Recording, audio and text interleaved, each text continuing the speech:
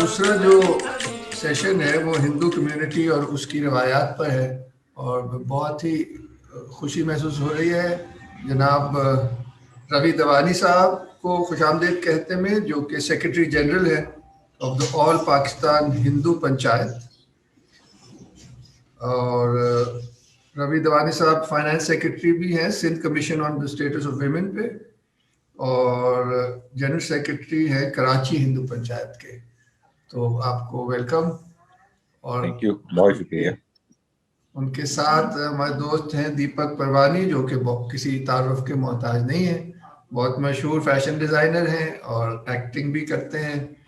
आपकी पैदाइश मीरपुर ख़ास में हुई थी, सिंध की एक हिंदू फैमिली। आपने पढ़ाई अपनी सेंट पैट्रिक्स कराची में की है और आप पाकिस्तान फैशन काउंसिल के भी मेंबर हैं। तो काफ़ी दिलचस्प रहेगा इनका इनपुट भी कि आज के दौर में इनकी हिंदू हेरिटेज या इनके जो कल्चरल हेरिटेज है उसके इनके लिए क्या माने है, क्या वैल्यू है, और भी गुफ्तगू हो सकती है। उससे पहले मगर और हमारे साथ ऑनलाइन एज ऑब्जर्वर्स की दो प्रोफेसर हजरात भी हैं। तो आखिर में अगर ये कुछ अपने कमेंट्स देने चाहेंगी तो that will be very nice. Farida है और सारा है। तो रवि साहब, अगर आपसे हम शुरू करना चाहेंगे बल्कि कि थोड़ा सा हिंदू कम्युनिटी का सिंध में एक प्रेजेंस बहुत बहुत ही पुरानी है, और ख़ुसूसन मगर फोकस हम फिर अगर कराची की तरफ ले आए, इस पे कुछ गुफ्तगू। बहुत शुक्रिया सर, थैंक यू। आपने जैसे तारुफ करवाया, मैं दीपक परवानी को भी हाय बोलना चाह रहा हूँ। आपको भी थैंक यू, एक टाइम दिया मिनॉरिटी इश्यूज के ऊपर, प्लस हिंदुओं की जो शुरू से खिदमात हैं पाकिस्तान के लिए या पूरी सिंध या इंडो पाक के लिए। तो सब मेरे दोस्तों को अस्सलाम वालेकुम, नमस्ते, गुड मॉर्निंग। मैं बेसिकली अपना कार्य जो शुरू करना चाह रहे हैं कि हमारा जो गायत्री मंत्र है, तो उससे मैं शुरू करूंगा और थोड़ा उससे हम फिर आगे हिंदू नाम कैसे हिंदू आया, हिंदू रिलीजन है कहाँ से आया, तो हम उसके फिर आगे बढ़ेंगे। ये मंत्रा है जो ऋग्वेद और उनसे जो मिलता है, जो इस वक्त पूरी दुनिया में सबसे ज्यादा इसको चांटिंग किया जाता है। और इसमें जो ना बेसिकली ये एक वेद माता गायत्री कहते हैं उसको, जो ना गायत्री है बेसिकली वेद माता जो है ना, जो वेदों की माता कहते हैं। इसको सवितर भी कहते हैं, सवितर मंत्र। तो ये बेसिकली जो ना ये जो ना महर्षि विश्वामित्र ने अपना क्रिएटेड किया था, जो टोटल 24 वर्ड्स का जो ना ये मंत्र है। इसमें मतलब हम देते हैं कि मतलब इसका मतलब क्या है कि हम जो ना मतलब एक प्योर सोल, प्योर जो ना जो डिवाइन है, उसकी जो ना हम मतलब हर चीज जो ना उसको ताबे हैं। और जो चीज आपको मांगनी है, जो चीज वो करनी है, वो आपको जिस जहन से आप इस मंत्र का उच्चारण करेंगे, वो आपको उसको बेनिफिट होगा उसका। मतलब ये नहीं है कि इसके लिए मखसूस है या उसके लिए नहीं। और इसके लिए प्योरिटी जिसके साथ आप मतलब जहन से बैठेंगे, वो आपके इस मंत्रा के साथ जो ना आपकी पूरी होगी। चाहे वो एजुकेशन, बच्चों की एजुकेशन हो, चाहे वो किसी भी हवाले से हो, सिर्फ आपका एक जहन बनाना है और उसको स्टार्ट करना है। तो बेसिकली हम इससे अभी थोड़ा आगे चलेंगे। तो एक श्रीमद गीता का जो पहला सूत्र है, चैप्टर नंबर 12 का, उसमें है नरमहो नर अहंकारी सम सुखद दुखद सुखी। इसमें है कि दुख सहने वाला कभी सुखी हो सकता है, मगर दुख देने वाला कभी भी सुखी नहीं हो सकता। तो मैंने शुरुआत इसलिए की कि जो ना हमारे साथ जो मिनार्टीज के साथ आपको पता है कि जो ना 47 से पहले कितनी अक्सरियत में थे, और तकरीबन 47 लाख के करीब जो ना हिंदू यहाँ से माइग्रेट हुए हैं, जो 1947 में जो सिख और हिंदू थे। तो हम उसको आगे चल के बता करते हैं बेसिकली जो हिंदू जो आया है, जो जो नाम आया है, बेसिकली ये संस्कृत के हिसाब से जो दरियाए सिंध के ऊपर जो ना रोमन लैंग्वेज के साथ या उसमें था, उसका थोड़ा चेंज कर करके जो दरिया सिंध के करीब रहते थे उसका आया है, उससे जो ना हिंदू बना है बेसिकली। और मैं आपको एक और मजेदार बता रहा हूँ, जब मैं थोड़ा स्टडी कर रहा था अभी आपके प्रोग्राम के लिए, तो आई एम सरप्राइज कि जो ना जो हिंदुइज्म के लिए जो बर्थ प्लेस कहा गया है वो भी दरियाए सिंध के साथ जो ना उनको कहा गया है कि दरियाए के सिंध के साथ बर्थ प्लेस जो ना वजूद में हिंदुइज्म आया था, जो तकरीबन जो ना 2300 और 2000 साल बीसी पुरानी जो ना उस हवाले से उसकी कहावत है। अब बेसिकली हमारे यहाँ जो नॉर्मली हिंदू रिलीजन कहा जाता है, बेसिकली हिंदू रिलीजन नहीं है, ये थोड़ा सा, ये बेसिकली सनातन धर्म है, जिसका मतलब ये है कि आप इटर्नल वे ऑफ लिविंग, मतलब इसको जो ना ये आपको जो लिविंग का जो तरीकेकार हैं उसके हवाले से बाद में फिर जब ये चेंज होता गया उस हवाले से। और इसकी एक खास बात बताऊं, जो सिंधी हिंदू हैं ज्यादातर उनकी कास्ट जो है ना ANI आखिर में होती है, जैसे डावानी जितनी भी कास्टें हैं आपको ज्यादातर जो है ना ANI के साथ मिलेंगी। इसका बेसिकली मतलब ये होता है कि अंश, जो संस्कृत का वर्ड है जिसका मतलब जहां से फूट चलना, जहां सिंधी हिंदू ज्यादातर जो है ना उसकी तरफ से आता है, अंश की तरफ से, जो अंश का मतलब है पैदा होना या उसके हवाले से आता है। तो इसमें बेसिकली क्या था कि जो हमारे यहाँ अगर हम पीछे जाते हैं तो जब मोहम्मद बिन कासिम जो ना उससे पहले जो 711 AD में था, उससे पहले हिंदू यहाँ पे सब पाए जाते थे। अगर आप मोहनजोदड़ो की तहजीब भी देखेंगे ना तो वहां पे भी आपको जो स्टेच्यूज मिले हैं या गॉडेस के वो मिले हैं, उसमें आपको जो जिस तरह से ऑर्नामेंट मिले हैं वो उसमें जो बिलीव आया है कि वो वहां पे जो जैसे हमारे यहाँ आइडल बना के हम उसको करते हैं, इस तरह वो वहां से भी आया कि उनका जो मजहब था वो हिंदू मजहब था।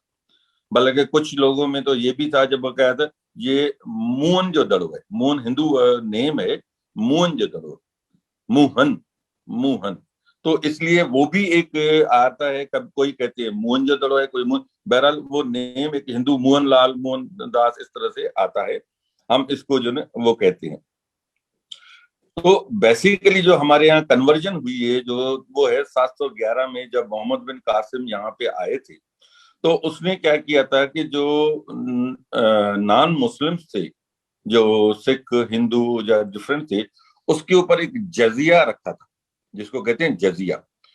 जजिया का मतलब ये होता है कि आपके ऊपर टैक्सेस इतनी बढ़ा दी गई थी कि जो गैर सिंधी लोग हैं, गैर हिंदू लोग हैं, तो वो मजबूरन हो गए थे कि उनको जो ना वो जजिया जब देते हैं तो वो अफोर्ड इतना नहीं कर पा रहे थे, तो फिर उन्होंने जो ना वो कन्वर्ट होना शुरू हुए, जिसके बाद में जो फॉर्म आया वो शेख कम्युनिटी या डिफरेंट जो कम्युनिटी जो ना यहाँ पे आपको नजर आई होगी इस वाले से। तो अब हम आगे और आते हैं तो इस हवाले में, तो इसमें बेसिकली क्या है कि जो हिंदू हैं उस हवाले से अगर हम आते हैं, थोड़ा कराची के लिहाज से अगर आते हैं, थोड़ा हम उधर चले जाए, तो हिंदू बेसिकली क्या थे कि जो 1931 से है तब तक तकरीबन जो हमारे पास जो सिंध में हिंदू थे वो तकरीबन 15% के करीब थे, और बांग्लादेश में थे तकरीबन 22%। और उसके बाद जो जब 1947 का 47 लाख के तकरीबन जो माइग्रेशन हुई है, तो उसके बाद जो 1951 की जो सेंसस हमें शो कर रही है, वो जो बुक्स बताती हैं वो 1.6% रह गए। तो इतना एक ह्यूज किस्म की माइग्रेशन जो ना मतलब वहां से नजर आई है।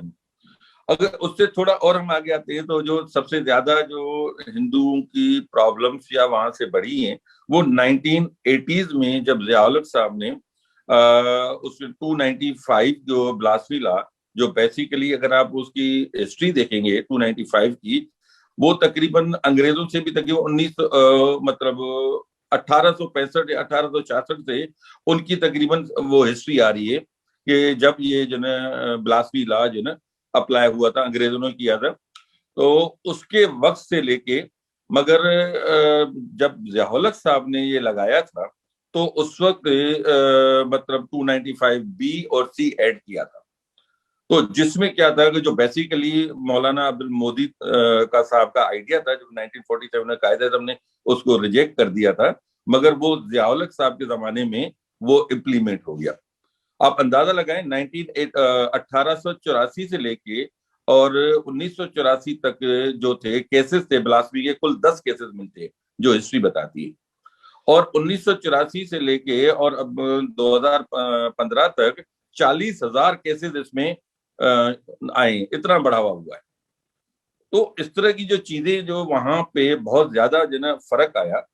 अच्छा, अब हम आते हैं इस तरह की कराची की अहमियत क्या थी। कराची की जो अहमियत, मतलब हम इस तरह से चलते हैं कि जो फर्स्ट अगर हम देखते हैं कि जो 1839 में ब्रिटिश ने जब पहली मर्तबा सिंध को कांकर किया था, और उसमें तकरीबन उसको 1842 में उन्होंने उसकी कराची की जो पोजीशन देख के उन्होंने इसको हेडक्वार्टर बना लिया था। और उसके बाद उन्होंने मतलब वहां पे क्या कर दिया कि उस वहां पे दो उन्होंने सेपरेट कर दिए थे। एक उसका जो पोजीशन थी वो था वाइट इलाका और एक था ब्लैक इलाका। वाइट में जैसे आपको मैं बता दूं कि जो ना उसमें मतलब जिसमें अंग्रेज जो मतलब जो क्लब सिंध क्लब सदर ये वाले थे, और जो ब्लैक इलाका था वो आपका जो खारादर वगैरह इस साइड के जो ना इलाके थे, जहां से यहाँ लोग जो ना नहीं आ सकते थे परचेजिंग करने के लिए। तो उस हवाले से, और सिंध की तरक्की का मैं आपको बता दूं कि इवन जो है ना 1843 1843 में भी यहाँ से स्टीम जो है ना जो स्टीमर थे वो यहाँ से मुल्तान चलते रहते थे, मतलब उनके हवाले से, मतलब जो ट्रेडिंग होती थी उस हवाले से। इवन पाकिस्तान मतलब सिंध के इलाके अगर आप पूरे पाकिस्तान गए, 1861 में रेलवे का निजाम यहाँ पे लाया गया, जो पहले 90 किलोमीटर जो थी वो कराची से लेके कोटली तक जो ना रेलवे स्टेशन बनाई गई थी।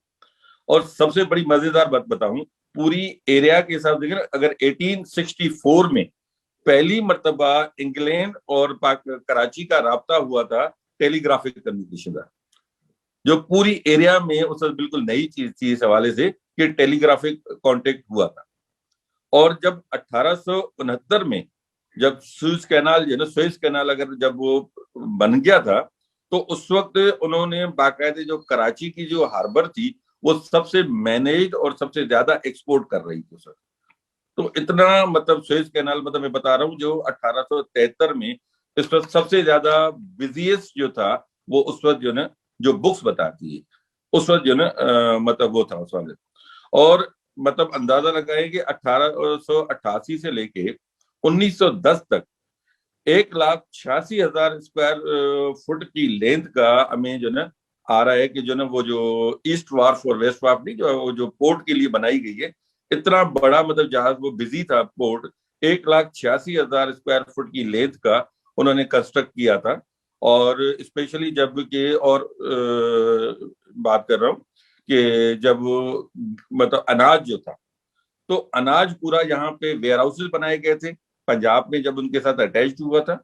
और उसके बाद जो सबसे बड़ा पूरे यूरोप में मतलब जो ब्रिटिश का सबसे ज्यादा अनाज जो है ना यहाँ से थ्रू जो है ना सी जो है ना जब पोर्ट के थ्रू जो बिगेस्ट था 1914 में, मतलब उसमें जो बुक लिखती है biggest grain exporting port of the British Empire, जब वो कहते थे ना कि ब्रिटिश एम्पायर मतलब सूरज ग्रुप नहीं होता, तो उसका बिगेस्ट ग्रेन एक्सपोर्टिंग जो है ना वहां से वो ब्रिटिश एम्पायर के लिए मतलब वो कराची पोर्ट बन गया था।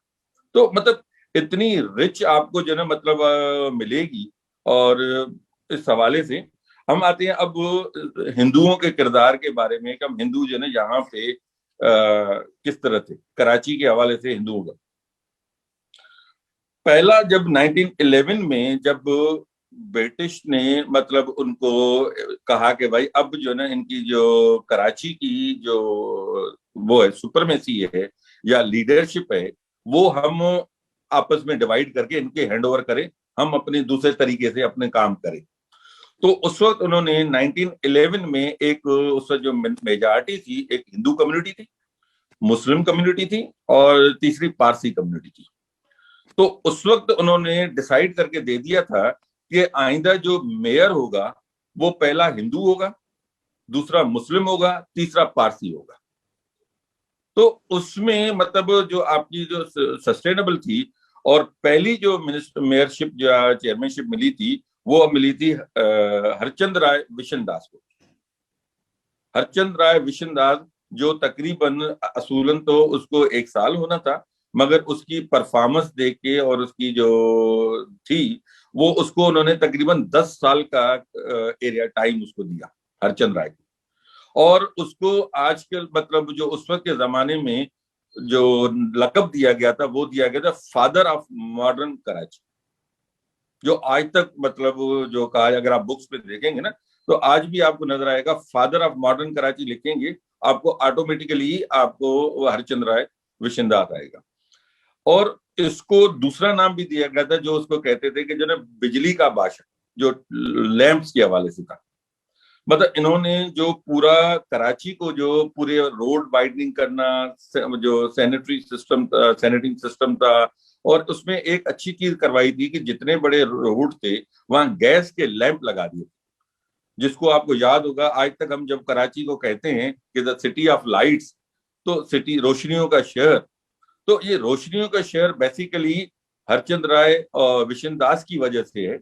और अंदाज 1913 में 1913 में पहली मर्तबा यहाँ पे बिजली के बल्ब और बिजली वहां पे लगाई गई है, उसको पूरे कराची को रोशन किया गया। जबकि आपको अंदाजा था कि ये अमेरिका में हुआ था, और अमेरिका में 1920 तक, उसके 7 साल के बाद जाके वहां पे कॉमन नहीं हुई थी 1920 तक बिजली, जबकि कराची में बिजली लगी हुई थी हरचंद राय विशन दास की वजह से। तो उसका विजन आप देखें कि उसने जितनी भी आपको उस वक्त के हिसाब से आपको नजर आ जाएंगी और मॉडर्न ऑफ कराची के हवाले से, वो हरचंद राय विशन दास का कहीं ना कोई नाम होगा। फिर दूसरा जो आया था उसके टीकम दास वादुमल था, दुर्गादास आडवाणी, फिर मुख्तलिफ जो ने आखिरी जो उसका मेयर भी था वो विशाराम देवनदास था, जो मई 1946 से लेके मई 1947 तक वो भी हिंदू रहा था आखिरी इसका जो मेयर था। तो इस तरीके से जो उनकी जो कारकर्दगी है हिंदुओं के हवाले से, अगर आज भी अगर आप देखेंगे पुरानी बिल्डिंगें जितनी भी हैं उसमें आपको चाहे यहाँ पे हो, चाहे आप अगर सिंध के अंदर भी जाएंगे, अगर आपको अंदाजा होगा कि राय बहादुर उदयदास का जो था, जिन्होंने मतलब बहुत बड़ा शिकारपुर का किरदार अदा था।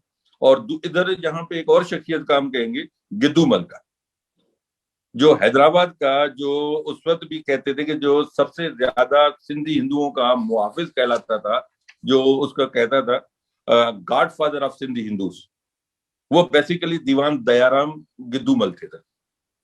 और उसका एजुकेशन में इतना बड़ा किरदार रहा है कि अगर आप डीजे साइंस कॉलेज देखें या मेठाराम हॉस्टल देखें, या उनमें ये इनके भाई थे जो डीजे कॉलेज और मेठाराम, और उसके साथ एक दूसरा भी इनका जो पार्टनर था वो मतलब जेठामल थे। जेठामल जो इसके छोटे भाई के साथ जो था मेठाराम, जिसका नाम था दीवान राम गिदुराम का, और उसका दोस्त था जेठामल जिसने डीजे साइंस कॉलेज और मेठाराम हॉस्पिटल, मेठाराम स्पोर्ट्स ग्राउंड, ये सारे उसके बाद, और स्पेशली हैदराबाद का नेशनल कॉलेज वो भी इनकी उन्होंने जो फाउंडेशन स्टोन भी इन्होंने उसको रखा था उस वाले ने। तो इसलिए मतलब जो हिंदुओं की मतलब इवन अगर आप हुंडी या जो जितने भी जो उसके जो होते हैं वो सबसे ज्यादा डिफरेंट जो ना हर किरदार में, चाहे लाड़काना चले जाए, शक्कर चले जाए, पूरी जहाँ पे हिंदुओं की जो ना वो वहां पे थी। ये तो 1947 में जब यहाँ से माइग्रेट हो गए तो फिर यहाँ पे मतलब एक बहुत बड़ा खिलाफ पैदा हुआ। बल्कि मैं आपको एक और बात बताऊंगा, देखिए 1947 में कराची के हिंदू माइग्रेट नहीं हुए, कराची के हिंदू माइग्रेट हुए हैं 1951 में, जब बाहर से लोग आए और उन्होंने फिर जगह उनको खाली कराने के लिए उस तरह से हुआ था, तहरीक चली थी। वरना कराची के हिंदुओं ने कहा था हम अपनी धरती नहीं, और उस धरती के हवाले से अगर आप उसमें देखेंगे कि यहाँ पे उनकी जो महोटा पैलेस भी देखें या हिंदू जिमखाना देखें, इनकी जो अपनी पुराने दर, यहाँ पे मंदिर वगैरह देखें कितनी बड़ी यहाँ पे, या हिंदुओं का जो कल्चर है जिसमें दिवाली, होली या डिफरेंट जो मतलब करवा चौथ, जो अभी आपने वीडियोस में, टीवीज में, बॉलीवुड में देखा होगा, वो इतना रिच कल्चर वहां पे हुआ है कि वहां से आज भी जो ना और दूसरी मजे की बात, सारे त्योहारों के साथ में वो जो कोई ना कोई चीज अटैच जरूर होगी। जैसे होली है, तो आप उसको करेंगे कि जैसे आपका स्प्रिंग होता है, स्प्रिंग मतलब आता है विंटर एंड होने के लिए आपका जैसे आता है, तो उसमें फिर फूल खिलते हैं बड़े खूबसूरत किस्म के, तो डिफरेंट कलर आते हैं। तो इसलिए होली का जो प्रहलाद भगत थे, मुल्तान से शुरू हुआ था, तो उस वहां से अभी उनको परमिशन मिली। और दूसरा मैं एक और चीज बता दूं कि अगर सिर्फ गवर्नमेंट ऑफ पाकिस्तान अगर सिर्फ अलाउ करे और जो पुराने हिंदुओं की जो जगहें हैं वो अगर सिर्फ उसको प्रॉपर ऑन करके दे दे, तो हम अरबों डॉलर का रेवेन्यू जो है ना यहाँ से जनरेट कर सकते हैं। क्योंकि यहाँ पे इतना रिच कल्चर मौजूद है कि जिसमें इवन मतलब पूरे इसमें क्या कहते हैं पाकिस्तान में, जैसे मतलब हो रहा था कटास राज, जिसको शिव का आंसू भी कहा जाता है। कटास राज बेसिकली शिव का आंसू कहते हैं। कालका मंदिर है सक्खर के पास, जिसमें कहते हैं काली माता ने वहां से मतलब रुके थे, जिसका जो ना आप देखेंगे कि वहां कालका मतलब वहां से आता है। फिर ये आपको ठठे के पास से मिलेगा, वही सेम तरह की टनल नजर आएगी। इसी तरह आप अगर आगे आएंगे तो शिव मंदिर क्लिफ्टन में, जो मतलब दुनिया के कदीमी मंदिरों में अगर आप देखेंगे, बल्कि मुझे तो जहां तक याद है ये हिस्ट्री का वाहिद मंदिर है जो मतलब आपके तकरीबन को 200 फुट जमीन के नीचे, 200 फुट जमीन के नीचे है, जिसमें 7 स्टेप्स हैं जिसमें आपने नीचे जाना होता है। और उसकी जो मतलब बढ़ाई ये है, जिसमें कुछ बुक्स लिखते हैं कि शिव ने भी वहां पे इबादत की थी या वहां रुके थे। जो पुराने मतलब अब वो मिथ है या क्या है उस वाले से हम नहीं कहते, मगर उसकी पे आपको एक रूहानी सुकून जो आपको ऐसा मिलेगा कि आप। और मजे की बात बताऊं, दुनिया में हर जगह पे क्या होता है कि आपका जो मतलब सख्त जमीन जो होती है वो हार्ड होती है, उसके ऊपर आप कुछ भी बनाते हैं। ये जो पहाड़ है जो जिसके नीचे केव है, ये नीचे से लाइम स्टोन है, रेत है, ऊपर से हार्ड स्टोन है। और ये किस तरह रुकी हुई है ये भी एक मौजूदा है कि अगर आप कभी आपको टाइम मिले, मीठे वाटर का जो ना मीठे पानी का वहां पे भी चश्मा निकलता रहता है। और जैसे हमारे हिंदुओं की जो वो है कि वो जो समंदर की जो लाइन ऑफ साइट है और जो नीचे जो आखिरी पोर्शन है उसका और जो समंदर का है वो सेम लेवल है। उस सेम लेवल की वजह से वो बिलीव है हमारा कि जो शिव की थर्ड आई है उसने कराची को मतलब किसी भी बुरी उससे रोका हुआ है, चाहे वो सैलाब हो चाहे किसी भी चीज हो। आपने बेहतरीन काफी मरतबा सुना होगा कि ये सैलाब आ रहा है, ये आ रहा है, तो दूसरी वो मगर आके पहले ही खत्म हो जाता है। तो वो हिंदू कम्युनिटी का बिलीव है कि जो ना ये जो है वो शिव ने उसको कराची की तरफ जो ना उसको रोका हुआ है उस वजह से। तो इस तरह जो हमारे पास जो दूसरा सबसे बड़ा मंदिर है जिसको हम कहते हैं सूरज का मंदिर जिसको कहते हैं, वो सूरज मंदिर है। वो आपको उस वक्त पहली सूरज की जो किरण होती थी वो आपका वहां पे आती थी मनोड़ा के ऊपर, जो अभी जो है जिसको वरुण देव का मंदिर भी कहा था, अभी रिनोवेट हुआ है, यूएसए कॉन्सुलेट के साथ मिलकर उसको रिनोवेट किया गया है। तो इस तरह एक दूसरा बाथिंग घाट है जिसको हम नेटी जेटी का मंदिर कहते हैं, ये भी समंदर के साथ है। और यहाँ पे क्या होता था कि मतलब ब्रिटिश के बाद भी जो 47 तक भी यहाँ पे औरतें और मर्द जो है ना आके नहाते थे और अपना जैसे वो सूरज को वो इबादत करते थे, पानी देते थे। तो वहां पे सूरज की जैसे आती थी किरण, तो वहां पे उसको पानी देते थे सूरज को। तो वहां पे अलग अलग घाट बने हुए थे दोनों के, ये बेसिकली नहाने का जगह था जिसका लेडी नेटी जेटी मंदिर, जो अभी तो उसका एक मंदिर पोर्ट ग्रांड में भी चला गया है और डिफरेंट जगहों पे उसको जो है काफी कम किया गया है। तो अभी इसकी रिनोवेशन भी जो कराची हिंदू पंचायत के तहत मुकेश कुमार चावला साहब ने और हमने मिलके आल पाकिस्तान हिंदू पंचायत ने मिलके करवाई थी, क्योंकि वहां पे पानी जो आता था वो पूरा अंदर आ जाता था, पूरा पूरा मतलब डूब जाता था। तो अभी हमने तकरीबन उसके ऊपर पत्थर वगैरह डलवा के थोड़ी उसकी बड़ा करवाया है। तो हमारा, क्योंकि हमारे यहाँ एक्चुअली ये भी है कि जो आखिरी जो हमारे पास होती है कि जो हम नॉर्मली जो राख होती है जो हम अपनी क्रिमिनेशन करते हैं, तो उसके लिए नॉर्मली हमारे पास गंगा और जमुना के लिए जाते थे। तो उसके लिए फिर क्या होता है कि लोगों के पास ये एक ऑप्शन अवेलेबल था, तो यहाँ पे भी अपनी जो है जो गरीब लोग हैं जो वहाँ अफोर्ड नहीं कर सकते, तो अपनी जो है एशेज जो होते हैं वो यहाँ नेटी जेटी मंदिर पे आके अपनी आखिरी जो इबादत करते, फिर यहाँ पे भी बहाती। इसी तरह देखिए, अगर आप उसके साथ साधु बेला जो बहुत बड़ा मशहूर है आपके पास, जहाँ पे कहते हैं गुरु नानक साहब ने भी स्टे किया था, वो एक उस वक्त भी मौजूदा था कि चारों तरफ पानी है, और वो वहां पे जो ना वो जो बाबा बखंडी साहब ने जो ना उसको बनाया था। जो ये कहाँ पे है ये वाला साधु बेला ये किधर है? सर साधु बेला सर सक्खर के पास का है। सक्खर का जो दरिया सिंध का जो वो आ रहा है ना, उसमें बीच में है, उसको बाय बोट जाना पड़ता है। तो मतलब बीच में एक बहुत बड़ा जी जी मैं सोच रहा कि दीपक अगर कुछ ऐड करना चाहे, उसके बाद मैं असल में सवाल करना चाह रहा था कि दरिया सिंध की जो तकदीस है या उसकी जो पाक, उसका एक खास मकाम है आपकी बिलीफ में और मैथोलॉजी और कल्चर में, उस पर जरूर रोशनी डालिएगा। आई थिंक अगर आप इस पे देखें तो रवि साहब ने ऑलरेडी कहा, the name Sindhu comes from Sindhu and India also comes from Sindhu according to Sanskrit language. जब वो एच को प्रोनाउंस ना कर सके तो SSH हो गया, HI हो गया, let's put it that way. Okay, इस पे मैं एक ही बात कहना चाहूंगा, and I want to show you something. This is the rupiah of Indonesia.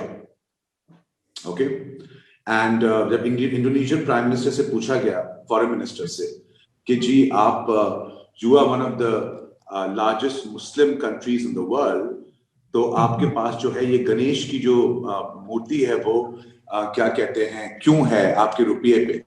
तो उन्होंने ये कहा था कि हम we might have changed our religion, but we haven't forgotten our ancestors.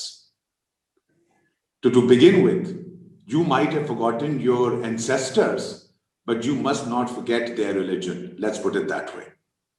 We are far more older than Islam or any other religion that is in क्या कहते हैं in Sindh, and जो significance ये है कि जी जो सिंधु रिवर है, सारी आबादियां, अगर आप जैसे रवि साहब ने आपको बताया कि जितने भी मंदिर्स हैं वो उनके अराउंड वाटर बॉडीज होती हैं, तो जो और शहर भी जो है वो जाहिर है जहां पानी होगा उसके आसपास ही आबाद होंगे। So the entire civilization moves through the Sindhu river, and मंदिर के आसपास की सिग्निफिकेंस तो है ही है कि जी वाटर बॉडीज का होना बहुत जरूरी है। अगर आप उसको डीपली जाएंगे उसमें तो आप ये भी नोट करेंगे कि these mandirs are not normal at all. They have हमेशा उनकी कोई ना कोई एक लाइन ऑफ साइट की सिग्निफिकेंस रही है, प्रेयर की सिग्निफिकेंस रही है, as to which god is praying to, whether it's a sun god, उसकी जो मूवमेंट है, उसके दरवाजे के डायरेक्शंस हैं, it's far more scientific than just कि भाई एक मंदिर बना दिया और लोगों ने उस पर प्रे करना शुरू कर दिया। Very very important. सेकेंडली, इसकी एक और सिग्निफिकेंस, जब पार्टीशन हुई थी तो और ड्यूरैंड लाइन खींची गई थी, तो I think it was Mahatma Gandhi जिन्होंने कहा था कि मैं ये बंटवारा नहीं होने दूंगा और ये बंटवारा मेरी it will be over my dead body. But the most significant thing that he said at that time also was, what would be Hind without Sindh, and what have you done when that line was cut? So that is the importance of Sindh as far as Hindu culture is concerned all over the world. Ravi साहब ने ये भी बहुत अच्छी बात कही कि जी इन नीड ऑफ आवर जो है वो इतने मंदिर और इतनी पुरानी इमारतें और इतना आर्किटेक्चर जो है जो डिस्ट्रॉय कर दिया गया है, जो कि खाली पड़ा हुआ है। अंडर EBTB देख लें या मॉन्यूमेंट्स देख लें, बिल्डिंग्स देख लें, इवन इब्ने कासिम पार्क को देख लें, नीचे जाके प्लेट तो देखें, एक हिंदू की प्लेट लगी हुई है ऊपर, आपने उसको इब्ने कासिम पार्क बना दिया है। ओके, जबकि जी हाँ उसके नीचे आप सिर्फ वॉक करके जाएं बारादरी के नीचे तो वहां बड़ी सी प्लेट लगी हुई है जिन्होंने ये पार्क बनवाया था, and that is a Hindu philanthropist. कहने का मतलब ये है कि पार्टीशन से पहले एक लाइन के जाने पे इंसान हिंदू या मुसलमान हो जाता है, लेकिन उससे पहले तो अपना ही मुल्क था, अपना ही शहर था, तो जाहिर अपने शहर के लिए जो इंसान करेगा वो करता रहेगा, जो बनाएगा वो बनाता रहेगा, और जो मदद करना चाहेगा या अच्छा काम करना चाहेगा तो वो करता रहेगा। उसमें हिंदू और मुस्लिम की तो बात ही नहीं है। अगर हम आज यहाँ रहते हैं पाकिस्तान में, तो हम यहीं मरेंगे, हम यहीं जिएंगे, तो जो हमें बनाना होगा, जो अच्छा काम करना होगा, हम यहीं करेंगे। कोई इंडिया में तो नहीं जाके कर सकते। That doesn't make any sense. And vice versa also the same thing goes to Muslims who live in India or anywhere in the world. आज अगर थर्ड या फोर्थ जनरेशंस हैं, आप इंग्लैंड में ही देख लें, थर्ड या फोर्थ जनरेशंस जो हैं वो कहती है कि we are British, we are not Pakistani, we are not Indian, because we might have come from Pakistan, लेकिन हमारा पाकिस्तान से तो कोई कनेक्शन ही नहीं है, या इंडिया से कोई कनेक्शन नहीं है, तो सारी जिंदगी यहाँ पैदा हुए हैं, लूटन में पैदा हुए हैं, बर्मिंघम में पैदा हुए हैं, मैनचेस्टर में पैदा हुए हैं, तो we will be British. Otherwise, you will be always in an identity crisis of East is East and West is West. Not possible. Coming back to the significance, I think जो हमारे यहाँ, of course, Ziaul Haq साहब and then Bhutto साहब proceeding with his emergency and crap, जो हुआ है वो एक systematical annihilation है of minorities. सिर्फ हिंदूज नहीं है, Jews का बहुत बड़ा जो रोल था. I mean, Mr. Moses who designed most of the buildings in Karachi, उनको annihilate कर दिया गया है. Many other marginal नहीं, उस जमाने में जो बड़ी कम्युनिटीज थी जो कि चली गई. कायद-ए-आज़म साहब ने जब ये मुल्क बनाया था तो एक उनकी जो स्ट्रेंथ थी वो यही थी कि पाकिस्तान के this part of the world was very multicultural, and जो उसकी जो स्ट्रेंथ आती थी, उसके बिजनेस की जो स्ट्रेंथ आती थी, उसके व्यापार की स्ट्रेंथ अगर आप देखें तो वो भी डिफरेंट कम्युनिटी से, गुजरातीज हो गए, क्या कहते हैं, मारवाड़ीज हो गए, बहुत सारे ऐसे जो थे उनके थ्रू आती थी. अब हम कन्वर्जन की अगर बात करते हैं तो यस, उसमें कॉम्प्लेक्सिटी भी है, क्योंकि जो हिंदू रिलीजन खुद भी जो है वो एक जमाने में क्या कहते हैं, कास्ट सिस्टम के ऊपर बेस था.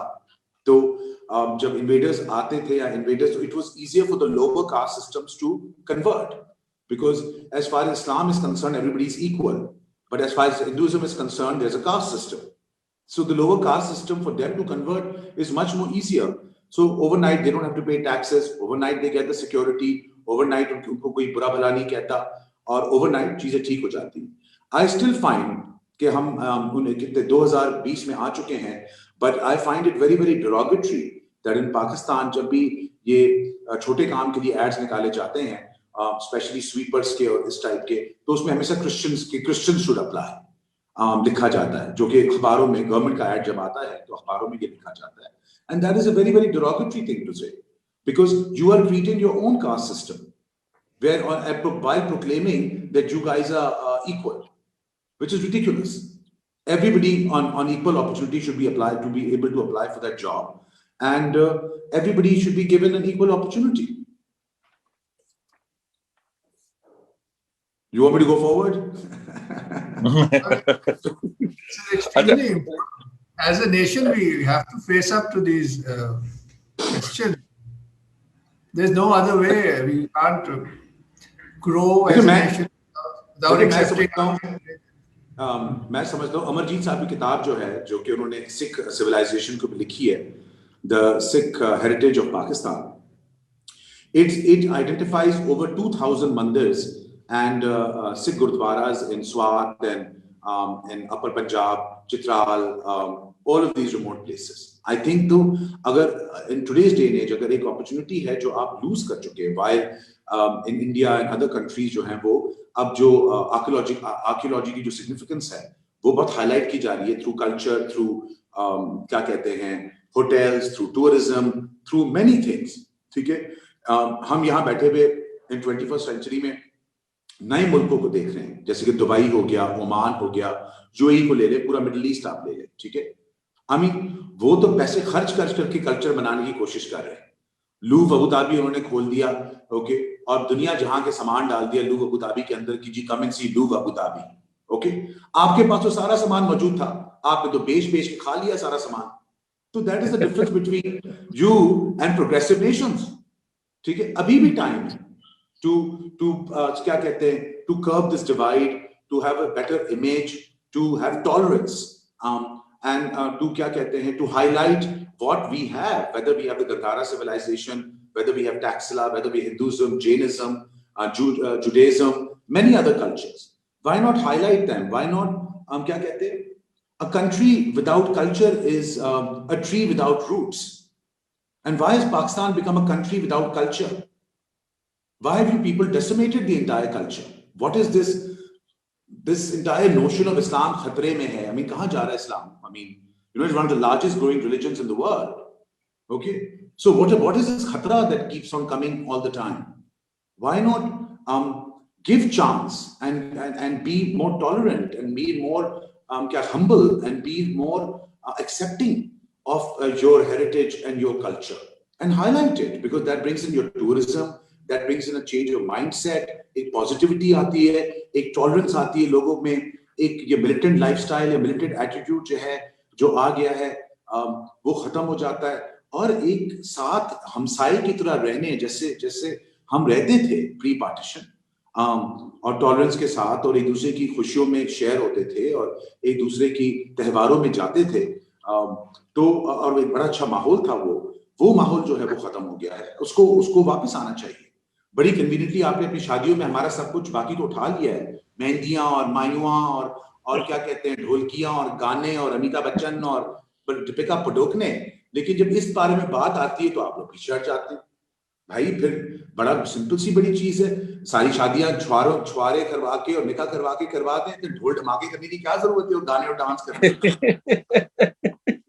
नहीं दीपक यार, बिल्कुल आपने मतलब जो कन्वीनियंट लगा वो ले लिया, और जो नहीं कन्वीनियंट लगा उसको नहीं चाहिए आपको। That is very funny. नहीं, मैं दीपक भी आज आगे बढ़ाऊंगा इसमें। देखिए इस वक्त आवाज आ रही है मेरी? हाँ, हाँ, मैं दीपक की बात को आगे बढ़ाऊंगा।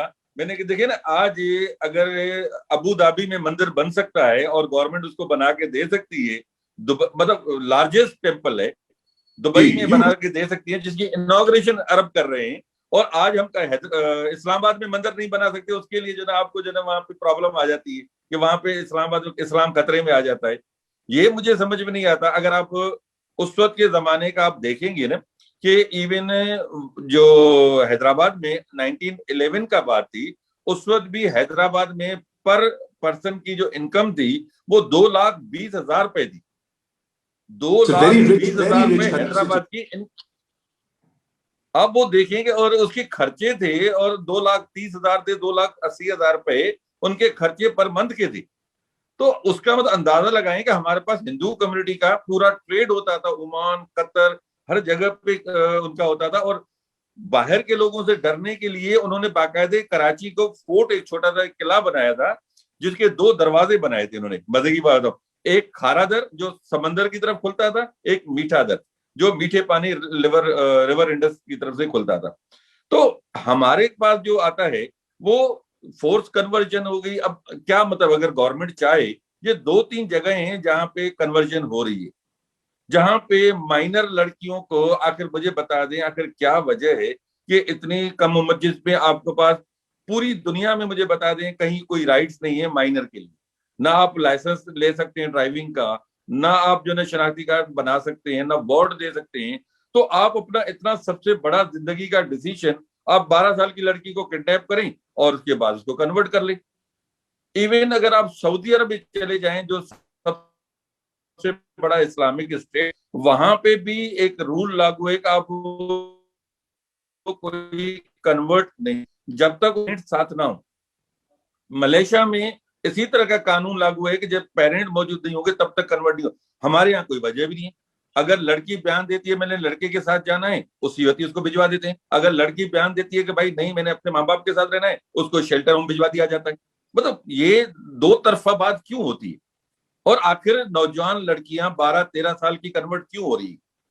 आप बड़ी औरतें हों, या प्लस उसके साथ जो ना लड़के हों, या उनको सिर्फ अगर लड़कियां कन्वर्ट हो रही है तो उसको बहन नहीं बना सकते? क्या रिश्ता सिर्फ एक बीवी का हो गया?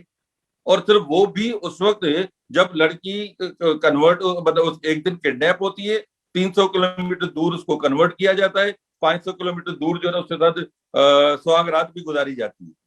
ये कौन सी कन्वर्जन है? मौलाना उबैदुल्लाह सिंधी भी तो कन्वर्ट हुए थे।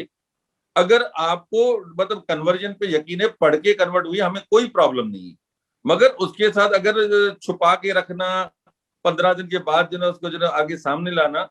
अभी एक देखेंगे, एक घोटकी का वाकया जिसमें नौतनमल अभी तक बिहाइंड द बार, उसका कसूर है क्या? कुछ भी नहीं है। किसी ने पर्सनली उसके ऊपर एलिगेशन लगा दिया जो बाद में प्रूव हुआ है कि वो गलत है, मगर अभी तक आपका डर की घोटकी का नौतनमल अभी पे अंदर है।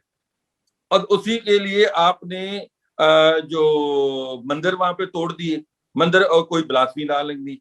यहाँ पे अगर कोई और मसला होता है तो वहां पे ब्लास्फेमी लॉ लग जाते हैं, 295A, B, C सब लग जाती है। यहाँ पे मंदिर टूटते हैं इतने सारे, आप अगर देखेंगे जिन्हें कितने मंदिर जिन्हें इतने अरसे में तोड़े गए, कोई उसके ऊपर वो नहीं है कि मतलब कोई ब्लास्फेमी लॉ नहीं है, कोई गिरफ्तारी नहीं हो रही, कुछ भी नहीं हो रहा। हम कहाँ लेके जा रहे हैं? अगर हम तो चाहते हैं हमारी Hindu community, they are the son of the soils, हम अपनी मतलब जान इज्जत माल सब यहाँ लेके बैठे हुए, मगर उसके लिए हमें गवर्नमेंट की, हमें सख्ती से एक सपोर्ट की जरूरत है। नो डाउट अभी कुछ थोड़े बहुत शुरू हुए हैं, मगर फिर भी अभी भी हमें स्ट्रांग फुटिंग पे गवर्नमेंट की सपोर्ट की जरूरत है। वरना देखें ना, हिंदू कम्युनिटी आप देखें इस वक्त भी सबसे ज्यादा बिजनेसमैन कम्युनिटी है, वो आपके कहीं झगड़े में फड्डे में किसी में भी नहीं है।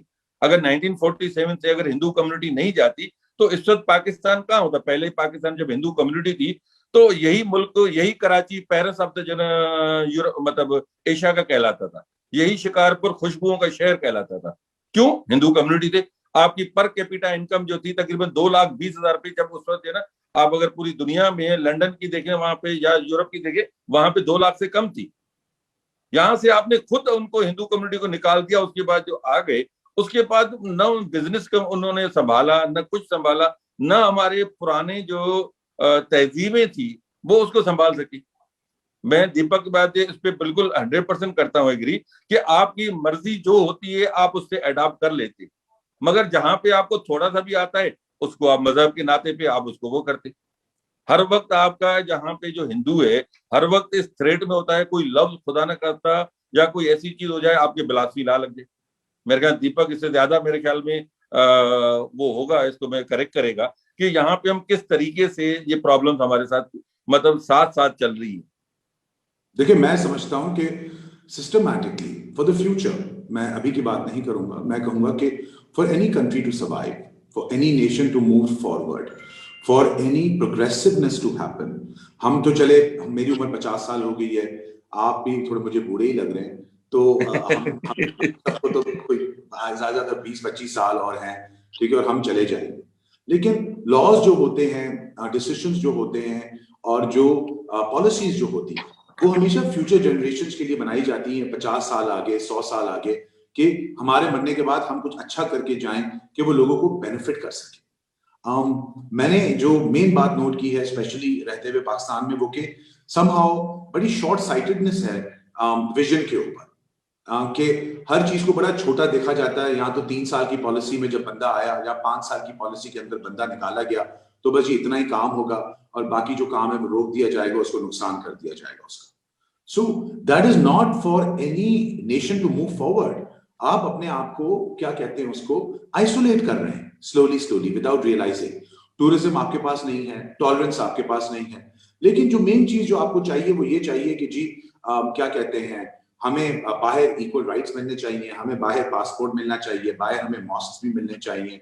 जी इंडिया में हमें राइट्स ही मिल रहे हैं, इंग्लैंड में राइट्स ही मिल रहे हैं, या फ्रांस में ये हो गया है। तो our expectations from the world over large अगर देखा जाए तो बहुत ज्यादा है, जबकि हमारी delivery on the same expectation is 0। So how do you expect कि आपको दूसरे ममालिक सीरियसली भी लेंगे? बिकॉज आपके अपने जो human rights and civil rights violations इतने हैं कि अगर आप किसी और मुल्क में मांगने जाते हैं वो राइट, तो वो कहते हैं भाई अपने मुल्क को तो सीधा कर लो, अपनी पॉलिसी को सीधा कर लो कि हमसे मांगने आए, ठीक है। Then we also have another I feel के as a nation is a massive problem कि हमारी एक्सपेक्टेशन जो है वेस्ट से वो ज्यादा हाई, बहुत ज्यादा हाई है, जबकि वेस्ट आपको सारे इक्वल राइट्स देता है। यू नो, वेस्ट आपको पासपोर्ट भी देता है, वेस्ट आपको सोशल सिक्योरिटी भी देता है, आपको ट्रीट करता है, whether is Germany, whether is England, whether is any other country, और वो आपको कोशिश करता है कि वो एज अ माइनॉरिटी ट्रीट ना करे, इक्वल राइट्स पे आपको ट्रीट करे अकॉर्डिंग टू देयर कॉन्स्टिट्यूशन। अगर हम वही लॉज पाकिस्तान में उसको उल्टा देखते हैं तो there is nothing like that. आपने अपने आप को इतना आइसोलेट कर लिया कि आपके पास टूरिज्म ही नहीं, अभी कोई बंदा ही नहीं आता, आपके पास डर करके तो बंदे आते हैं, 2-3 आ जाते हैं K2 चढ़ाने के लिए, और क्या कहते हैं वो K2 चढ़ के वापस चले जाते हैं, उसके अलावा कुछ नहीं।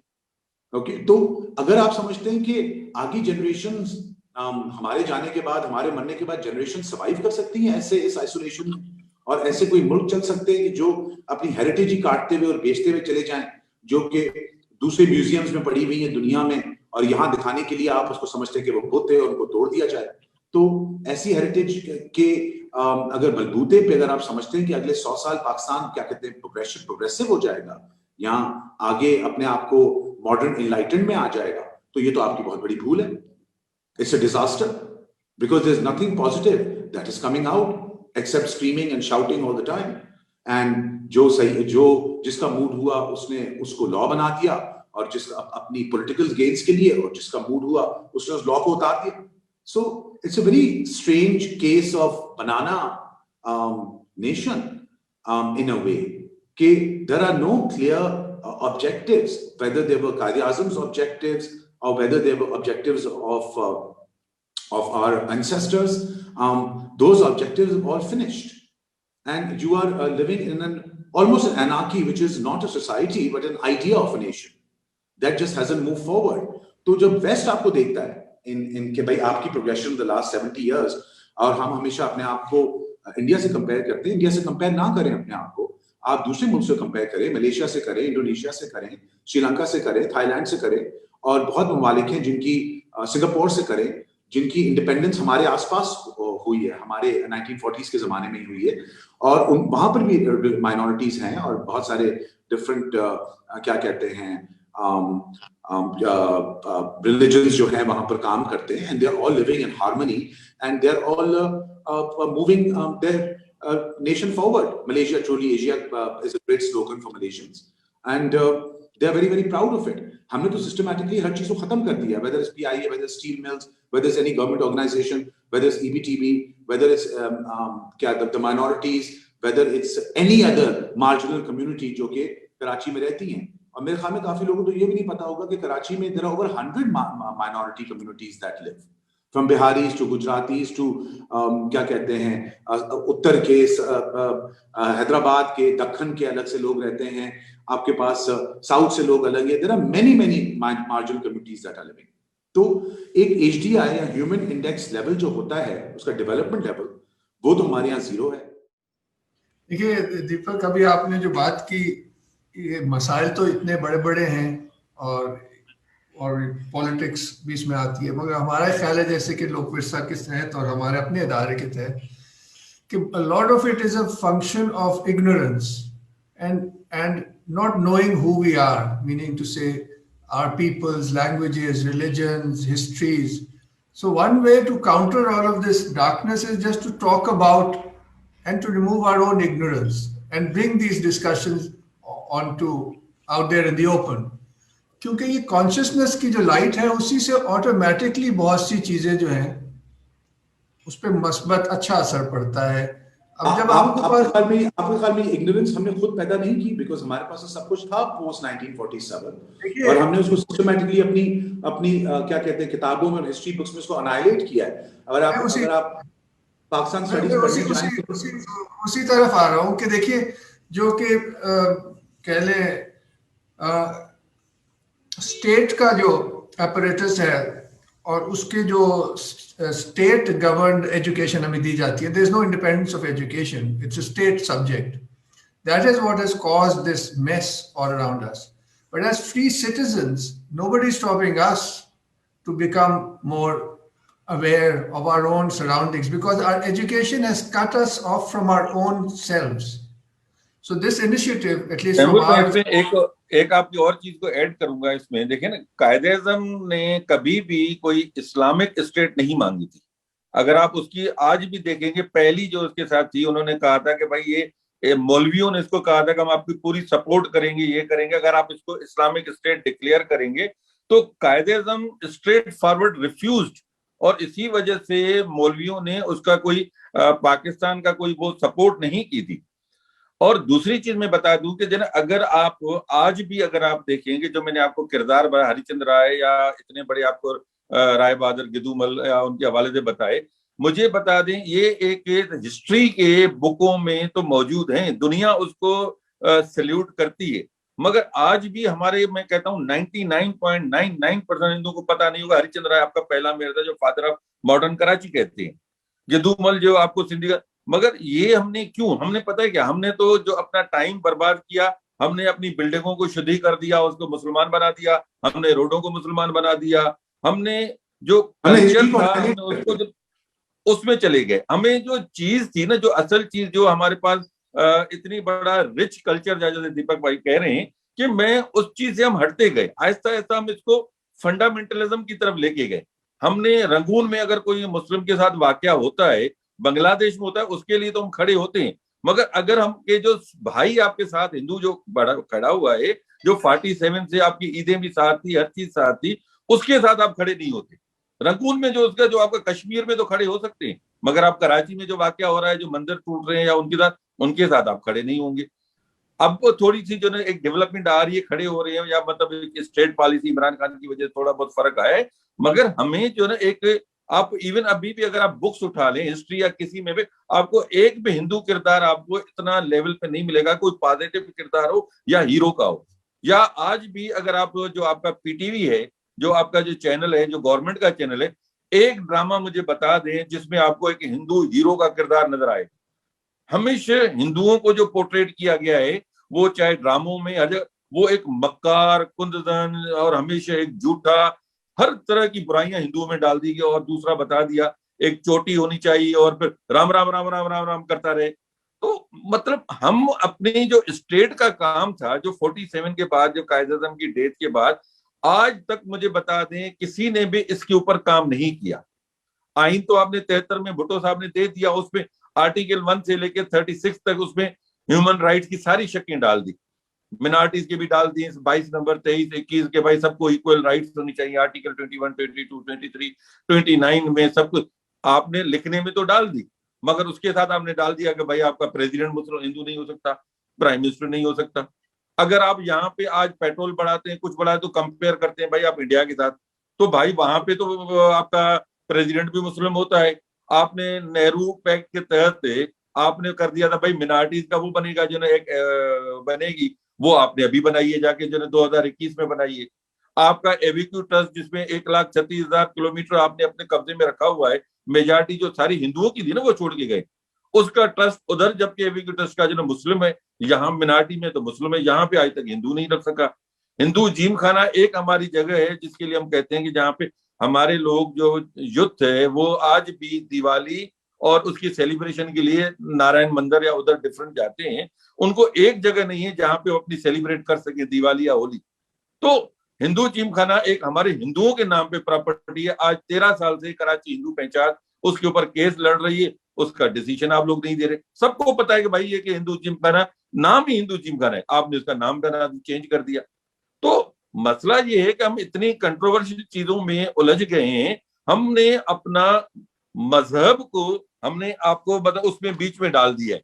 हर चीज में हमें इस्लाम आता है कि भाई खतरे में है, हर भाई इतना मतलब क्या चीज है कि जिसके ऊपर आप यकदम से वो आ जाती है।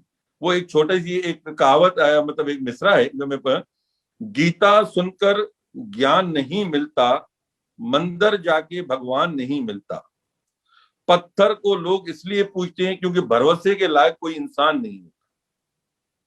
क्या बात है। रवि साहब और दीपक साहब बहुत ही, जैसे कह रहे हैं कि एक हद तक तो बड़ा हमें अफसोस भी, शर्मिंदगी भी हुई है गुफ्तगू से, मगर ये हम लोग के लिए सोच का मकाम भी है। और मुझे लगता है कि ये गुफ्तगू ऐसी जारी रहनी चाहिए। ये शायद सबसे बड़ा जो हम कंट्रीब्यूट कर सकते हैं बेहतरी के लिए। और अभी हमारे साथ ऑनलाइन ये प्रोफेसरान है एनईडी यूनिवर्सिटी के, ये अपनी अपनी सतह पर, अपने अपने इदारों में हम सब कुछ ना कुछ कर सकते हैं, क्योंकि और वरना तो अंधेरा ही अंधेरा है। अगर हम मेरे ख्याल में कल्चर को रिवाइव करना, अपनी हिस्ट्री बुक्स को थोड़ा चेंज करना, ठीक है। अगर हम गोरों के गुलाम थे तो लोगों को बताना चाहिए कि जी हम गोरों के गुलाम थे। You know, maybe we might become a little humble and not so arrogant. Okay. अगर हम दूसरे मुल्कों में देखें, सिंगापुर में आप जाएंगे तो उन्होंने अपनी गोरा हिस्ट्री या अपनी हाईलाइट की भी है। श्रीलंका में आप जाएंगे तो उन्होंने अपनी डच हेरिटेज जो है कि जी हम डच के गुलाम थे, उन्होंने हाईलाइट की भी है। हम तो बादशाह हैं भाई, हम तो क्या कहते हैं, मुगलों से उतरे थे और आगे चले गए। हमने कभी किसी गुलामी नहीं देखी। तो हमारा बात क्योंकि हो चुका है पूरा, और बड़ा आपने तो सोच में डाल दिया दोनों ने, और ये बिल्कुल डालना नहीं। और पूरे मुल्क को इस पे शर्मिंदा होना चाहिए। मगर अपने अपने लेवल पे हमारा ख्याल है इसका सद्देबाज यही है कि इल्म से, आगाही से, एक दूसरे को जानने से यही रास्ता है। दूसरा ये कोई लॉज, जैसे अभी रवि साहब ने कहा, लॉज बनाने से कुछ नहीं होता, लोगों से होता है और लोगों के जहन में जो सोच है उससे होता है। तो सोच ही मेरा ख्याल है हमारा जो फोकस होना चाहिए हमारे जैसे इदारे का, और है भी, कि सोच के लेवल पर बात की जाए, जिस पे बात पाकिस्तान में नहीं होती। शाउटिंग मैच तो जैसे आपने कहा होता है, मगर दूसरे को सुनने की सलाहियत, समझने की सलाहियत, वो वही। और इसमें हमारे साथ ये टीचर्स शामिल हैं, इनका और हमारा ही शायद सबसे बड़ा जिम्मेदारी बनती है। पॉलिटिशियन से तो कुछ भी नहीं होना, ना कभी हुआ है ना होगा। So we should give up on them, but as free people, thinking people, I think we have to take our responsibility. We can't keep blaming the other or the power or the establishment, but as independent, free thinking people, we have to do what is our responsibility. So, and Taimur Sahab, I would like to add one thing here, that we have to inculcate tolerance. आपके comment पे then we'll end. Please okay. Go ahead. Because tolerance is very important, whether it be cultural tolerance, whether it be religious tolerance, whether it be tolerance within one religion, that whatever sect that person belongs to or whatever language that person is speaking, tolerance बहुत important है। और वो tolerance जब ही होगी जब हम probably जानेंगे, मिलेंगे, बात करेंगे और बात सुनेंगे और समझेंगे obviously, and again I'm really blown away by Deepak's like point of view, that yes, tourism is one tool that can be used to to inculcate tolerance and a very strongly tolerant society, where all the religions and all the sects and all the people of the society are they're promoting their, और probably वो अपने ही मुल्क में, बजाय इसके कि हम मुसलमान हैं या हिंदू हैं या क्रिश्चियन हैं या जैन हैं, क्या है, हम जो अपना मुल्क है हम उसके लिए बेहतर एक अच्छा पेट्रियोटिक इंसान भी बना सकते हैं probably. And वो and we don't need to sell Islam only to promote patriotism. You must. That's incorrect. Sorry, I'm going to end this. You must understand one thing. I think जो इंसान एक मुल्क में रहता है, whether वो मुल्क हिंदू हो या मुस्लिम हो, कोई भी हो, वो इंसान उस मुल्क में पेट्रियोटिक ही होता है, because he has nowhere else to go. That's his country, that's where he was born, that's where his children are living, that's where his properties are, that's where his house is. वो कहाँ जाएगा, मतलब कहाँ जाने वाला है? आपने तो चेंज कर दिया 70 साल पहले उसको एक लाइन खींच के, लेकिन इंसान ही इंसान से लड़ता जा रहा है जिसकी कोई जरूरत नहीं है। ओके, आज इंडिया वाले पाकिस्तान से लड़ रहे हैं, भाई ना आप इंडिया थे 1947 से पहले, ना हम पाकिस्तान थे। Okay, there were 536 principalities, and all principalities decided to come together and make 3 countries, Bangladesh, India and Pakistan. तो मुझे तो ये लड़ाई भी समझ नहीं आती कि जी हम इंडिया की खा गए या हम पाकिस्तान की खा गए। भाई ना पाकिस्तान था ना इंडिया था, तो किसकी खा गए? मुझे तो समझ नहीं आती इस बात की। तो very right. Okay, अभी अगला सेशन का थोड़ा सा टाइम है, तो मेरे साथी कह रहे हैं कि अगर आप अगर राबेला या फहमीदा आप कुछ जैसे कुछ कमेंट करना चाहें तो कर ले। We can extend it another 5 minutes. Yes. Actually, Taimur, वो कन्वर्जन्स की बात हो रही थी, और आजकल जिस हवाले से ये चीजें हो रही हैं, forced conversions and minor girls being abducted and all of that is happening. We keep on reading that in the news, but I think we need to critically evaluate the discourse, historic discourse that was available to us after the event of 7/12 onward. तो उसमें critically देखते हैं काफी scholars जो कि इस myth को dismantle कर रहे हैं कि caste system था तो सिर्फ low income group और low caste people were getting converted. इसको question करते हैं, Daryl McLean करते हैं, Holly Edwards करती हैं, there are other names as well. वो अपने writings में जो कि Indus Valley के ऊपर काम कर रहे हैं या जो कि सिंध के ऊपर काम कर रहे हैं या Arabs on सिंध पे काम कर रहे हैं, I mean, इसमें obviously दोनों तरह के perspective हैं. Neither Muhammad bin Qasim was a benevolent ruler who came over here and rescued people, brought him out of his misery, nor it was neither of. Nor Genghis Khan, nor any of these invaders, bhai. I mean, none of them were. They were securing a port. We need to understand. Alka Patil writes about it, that they were securing. नहीं, 711 से पहले मुस्लिम था कहाँ पे? यहाँ पे 711 से पहले जब वो अटैक किया था. रवि साहब, इस पे मैं थोड़ा सा डिफर करूंगी, क्योंकि मैं रीडिंग्स के हवाले से ही कर रही हूँ थोड़ा सा, कि इन रूट्स थे, कहते हैं, मेरे पास ऑथेंटिक सोर्स नहीं है, लेकिन राजा दाहिर की फोर्सेस में मुसलमानों ने शिरकत की थी, बिकॉज ये मकरान, कोस्ट ऑफ मकरान, इससे इनके इन रूट्स थे, and they were aware of the idea of Islam. ऐसा नहीं है कि यहाँ पे टोटल अनअवेयरनेस थी और सब कॉन्टिनेंट और सिंध किसी आइसोलेशन में रह रहा था. I think we need to sort of dismantle that as well. Secondly, we need to dismantle the fact that there were forcible conversions. There might be forcible conversions.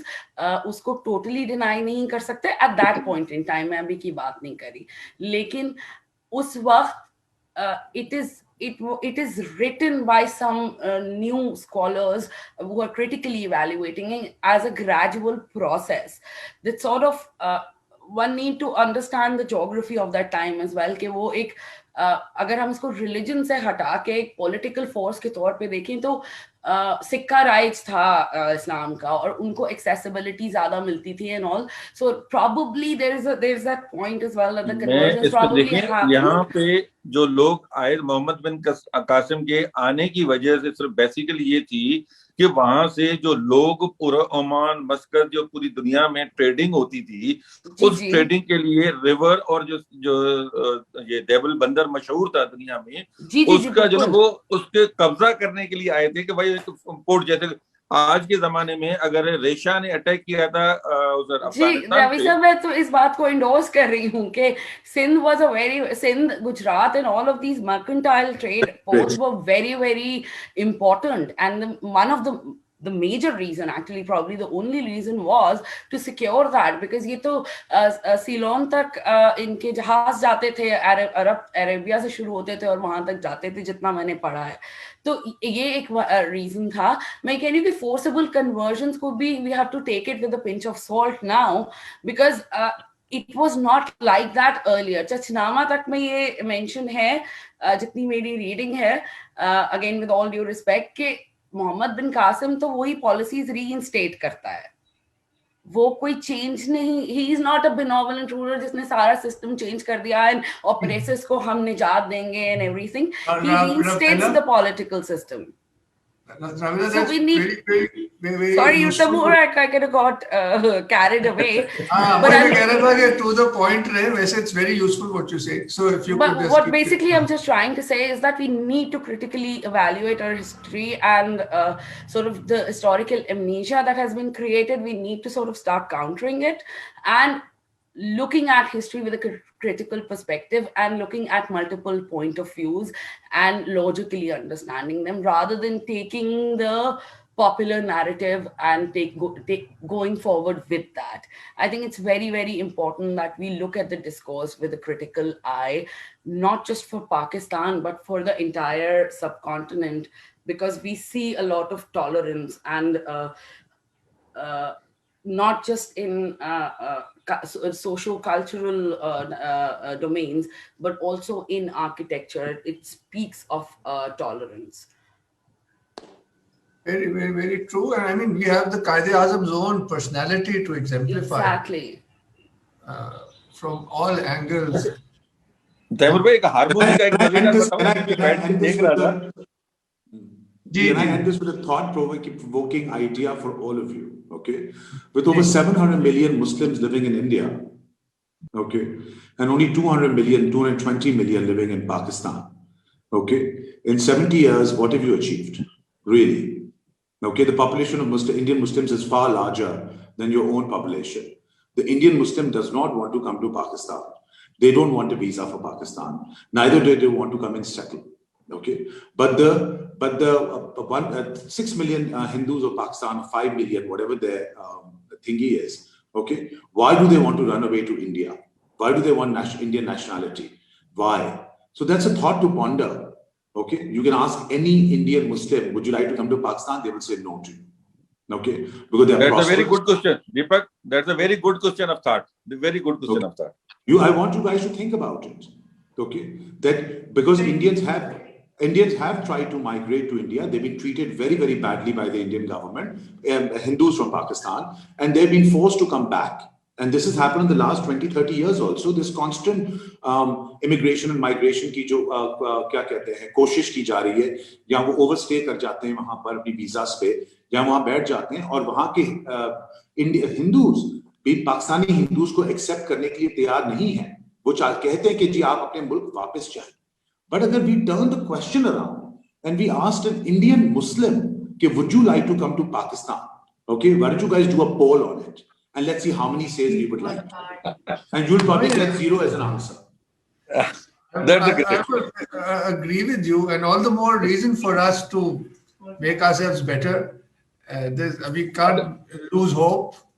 And as we all realize, संत कबीर का एक दुआ है, मैं बताऊंगा. संत कबीर का जी, उस पे खत्म करते हैं फिर जी, इस दुआ पे खत्म करते हैं, कोई पॉजिटिव नोट पे खत्म करते हैं. नहीं सर, उसके साथ एक और है. मैं कहता हूं अगर मजहब में इंसानियत और भाईचारा और खिदमत निकाल दी जाए, मजहब से आप इंसानियत, भाईचारा जो इंटरफेथ है, खिदमत जो एक दूसरे की सर्विंग है, निकाल दिया जाए, तो बाकी क्या रह जाता है? इसके लिए तो खुदा के पास फरिश्ते भी बहुत इबादत करने के लिए.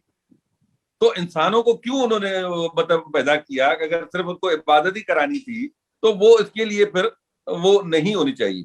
या अभी एक चेंज की है, अभी मैं देख ही रहा था, कोई एक चीज जहन में आ गई.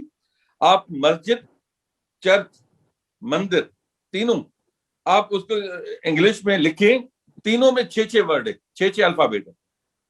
मंदिर, चर्च, मस्जिद, तीनों में 6 अल्फाबेट है. अच्छा, फिर उसके साथ आते हैं, मस्जिद के साथ रखते हैं कुरान शरीफ, कुरान, फिर रखते हैं बाइबल, फिर रखते हैं गीता. तीनों में 5 अल्फाज है, और 6 को 5 से मैंने एक ही खुदा है, एक ही वो है. मैं इसको खत्म करता हूं इससे. सबका मजहब का एक ही खुदा, एक ही जो डिवाइन सोल है, और सब उसकी वो करते हैं. बाकी जितने भी हैं वो सिर्फ ये है कि हम अपने आपसी झगड़ों में और अपनी उसमें लगे हुए हैं.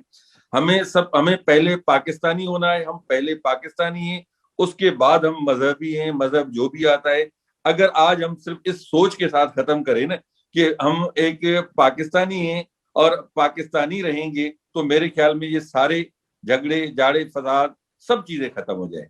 और इसके साथ एक शेर है, सोचों को बदलने से निकलता नहीं है नया दिन, सोचों को बदलने से निकलता है नया दिन, सोचों को बदलने से निकलता है नया दिन, सूरज के चमकने से सवेरा नहीं कहते. इससे मैं बहुत खूब. ये इस पॉइंट पे हम दोनों हजरात की, रवि साहब की और दीपक साहब की शुक्रिया के साथ, और बाकी जो श्रोता हैं उनके भी साथ होने का बहुत शुक्रिया. और मुझे उम्मीद है कि ये गुफ्तगू जारी रहनी चाहिए. यही एक बहुत अच्छा तरीका है चीज़ों को बेहतर बनाने का. तो इजाज़त चाहेंगे. Thank you very much. Thank you guys. Thank you. Thank you. बहुत शुक्रिया. थैंक यू भाई. Thank you. Thank you.